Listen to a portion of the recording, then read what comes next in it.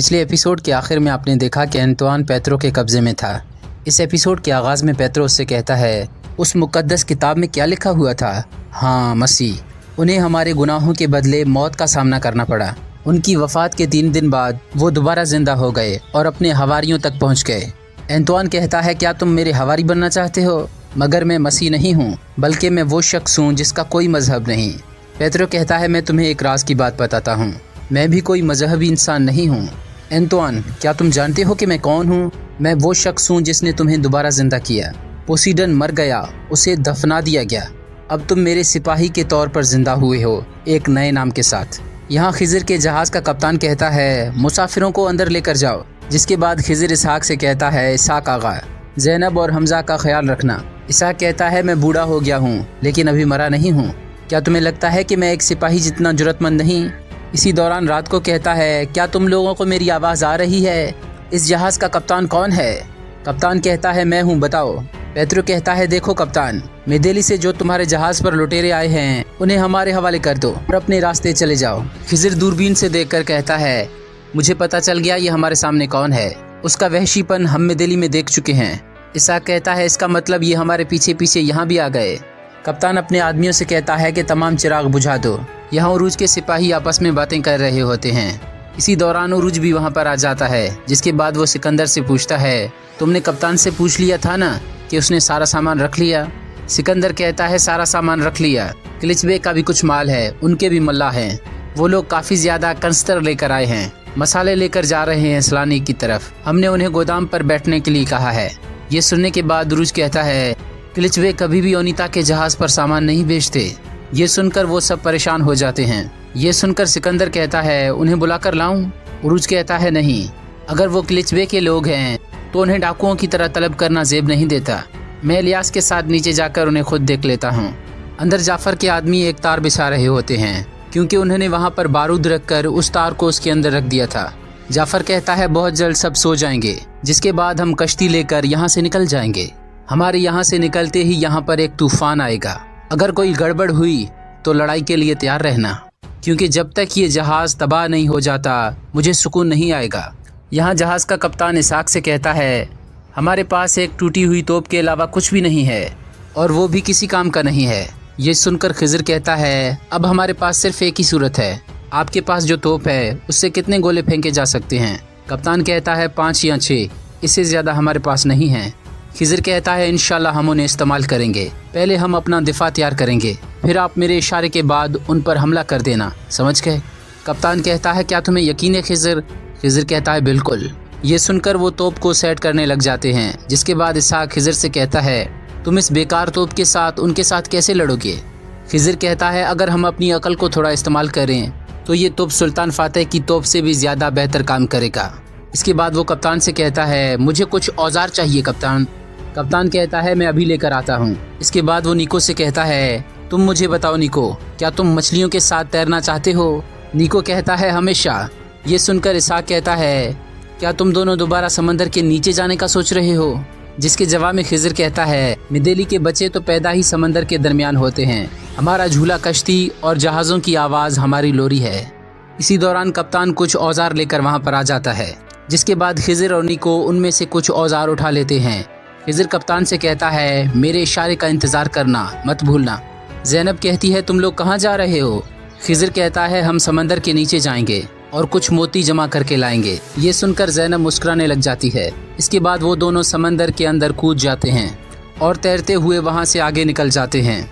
कुछ देर बाद वो दोनों रात को के जहाज़ के नीचे पहुँच जाते हैं, जिसके बाद खिज़र निको को इशारा करता है और नीचे जाकर जहाज़ में सुराख करने लग जाते हैं। ऊपर जहाज़ पर मौजूद रात को कहता है, अब तुम्हारा वक्त ख़त्म हो गया, सिपाहियों हमले के लिए तैयार हो जाओ।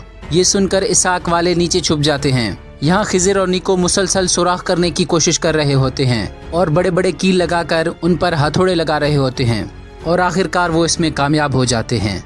जिसके बाद पानी जहाज़ में दाखिल होना शुरू हो जाता है। ऊपर रात को कहता है, हमला करो, जिसके बाद वो हमला कर देते हैं। लेकिन इसी दौरान उनकी कश्ती डगमगाने लग जाती है, क्योंकि उस जहाज़ के अंदर काफ़ी पानी जमा हो चुका होता है। इसी वजह से उनका निशाना भी चूक जाता है। ये देखकर यहाँ कप्तान कहता है, इतने कम फासले से तो अंधा भी निशाना लगा लेता। ये सुनकर इसहाक कहता है मेरा ख्याल है यही खिज़र का इशारा है, अपने बंदों को हुक्म दो कि वो हमला करें। ये सुनकर वो उन पर हमला कर देते हैं। यहाँ रात को के सिपाही नीचे आ जाते हैं तो वहाँ पर देखते हैं कि बहुत सारा पानी जमा हो चुका होता है। वो उन सुराखों को बंद करने की कोशिश करते हैं लेकिन वो नाकाम हो जाते हैं।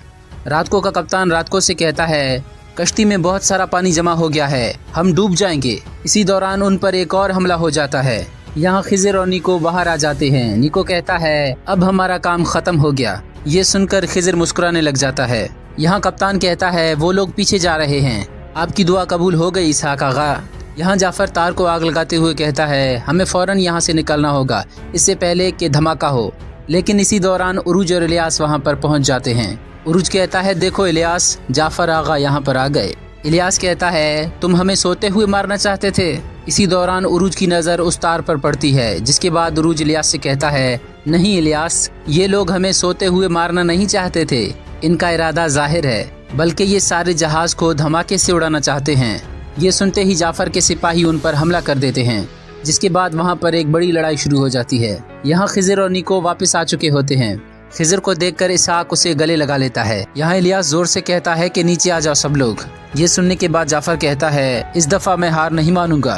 ये कहकर वो दरवाजे की तरफ चला जाता है। इससे पहले कि उरूज के बाकी सिपाही वहाँ पर आ जाते, जाफर वो दरवाजा बंद कर देता है। ये देखकर सिकंदर कहता है अगर सिकंदरिया की सारी मिट्टी भी पानी में मिला दी जाए तो भी वो इतनी गंदी मिट्टी नहीं बनेगी जिस मिट्टी से तुम बने हो जाफर। जिसके बाद वो यारेले से कहता है कि दरवाजे को तोड़ दो, और यारेले उसे तोड़ने लग जाता है। अंदर जाफर कहता है तुमने ठीक कहा था उरूज, मैं आग लगाना चाहता था, अगर मैं मरूंगा तो तुम भी मरोगे और ये कहानी यहाँ पर ही खत्म हो जाएगी। ये कहकर वो बारूद में आग डालने लगता है। लेकिन इसी दौरान उरूज वहाँ पर आ जाता है और वो उस आग को बुझाकर कहता है काफी हो गया जाफर, अभी हमारा हजरत इजराइल से मिलने में काफी वक्त बाकी है। ये कहकर वो उस पर हमला करता है, जिसके बाद वो बेहोश हो जाता है। इसी दौरान दूसरे सिपाही भी अंदर आ जाते हैं, लेकिन इलियास ने सबका खात्मा कर दिया होता है। इलियास कहता है तुम लोगों की किस्मत में नहीं था भाई। उरूज कहता है जो जिंदा बच गए उन्हें बांध दो। यहाँ ज़ैनब खिज़र से कहती है तुमने हमारी जान बचाई, बहुत बहुत शुक्रिया, लेकिन उन लोगों को हमसे मसला क्या है। जिसके जवाब में खिज़र कहता है तुम्हें याद है मैंने तुमसे एक राज का जिक्र किया था, ये लोग उसके पीछे हैं। मेरे पास जो किताब मौजूद है, मैं जिस मकसद के लिए उसे समझना चाहता हूँ, वो लोग भी इसी मकसद के लिए हमारे पीछे आए थे, मगर हम इसे अच्छाई के लिए इस्तेमाल करना चाहते हैं और वो लोग जुल्म के लिए, और ये मैं हरगिज़ होने नहीं दूंगा, चाहे मेरी जान ही क्यों न चली जाए। ज़ैनब कहती है तुमने तो पूरी दुनिया को अपना दुश्मन बना लिया है, तुम अकेले किस किस से मुकाबला करोगे। जिसके जवाब में खिज़र कहता है अल्लाह ने अक्सर कम तादाद को ज़्यादा फतूहात दी हैं, जबकि अल्लाह की मदद से मैंने इस राह का ताउन कर लिया है तो अल्लाह ही मुझे मेरी मंजिल की तरफ इस्तिकामत अता करेगा। यहाँ रात को कप्तान से कहता है जब तक कोई महफूज गार नहीं मिल जाता सफ़र जारी रखो, जब जहाज़ ठीक हो जाए तो मुझे एक कश्ती देना और 5-6 लोगों को भी मेरे साथ जाना होगा। कप्तान कहता है मैं समझा नहीं जनाब, आप कहाँ जाना चाहते हैं। जिसके जवाब में रात को कहता है सिकंदरिया। यहाँ पेत्रो के किले में एक पार्टी जारी होती है और एंतुआन भी पेत्रो के साथ ही मौजूद होता है। पेत्रो उससे कहता है खाना खाओ, मुझे लगता है कि तुमने काफ़ी अरसे से खाना नहीं खाया। जिसके जवाब में एंतुआन कहता है मैं उस चीज़ को नहीं खाता जिसका शिकार मैंने खुद न किया हो। ये सुनकर पेत्रो उस खाने में से थोड़ा खाकर कहता है देखो मैंने भी खाया, इसमें जहर नहीं है। ये देखने के बाद एंतुआन भी खाना खा लेता है। पेत्रो कहता है हमने तुम्हारे एजाज़ में इजाफियत का एहतमाम किया है, क्या तुम्हें पसंद नहीं आया। एंतुआन कहता है मुझे ये सब बिल्कुल पसंद नहीं है। ये सुनकर पेत्रो उन सब को बाहर भेज देता है। जिसके बाद एंतुआन कहता है खामोशी में अच्छा महसूस हो रहा है। इसी दौरान बहुत सारे सिपाही वहाँ पर आ जाते हैं, जिन्हें देखकर एंतुआन कहता है ये सब कौन हैं, क्या ये पादरी के आदमी हैं। जिसके जवाब में पेत्रो कहता है नहीं, ये सब स्याह कज़ाक के लिए काम करने वाले बेरहम कातिल हैं। ये वो फौज है जो मगरूर तुर्कों के लिए समंदर को जहन्नुम बना देगी। एंतुआन कहता है मैंने पहले कभी इसके बारे में नहीं सुना, कौन है ये स्याह कज़ाक। जिसके जवाब में पेत्रो कहता है स्याह कज़ाक तुम हो, पोसीडन मर गया और तुम स्याह कज़ाक बनकर दोबारा जिंदा हुए हो। अब से तुम्हारा नया नाम और नई फौज होगी। ये दोनों चीज़ें मैं तुम्हें दे रहा हूँ और मुझे तुमसे सिर्फ एक ही चीज़ मतलूब है कि तुम तुर्कों से इंतकाम लोगे। ये सुनकर एंतुआन मुस्कुराने लग जाता है। नाज़रीन मोहतरम, यहाँ पर यह एपिसोड ख़त्म हो जाती है। अगर आपको हमारी वीडियो अच्छी लगी तो हमारे चैनल को सब्सक्राइब कर लें।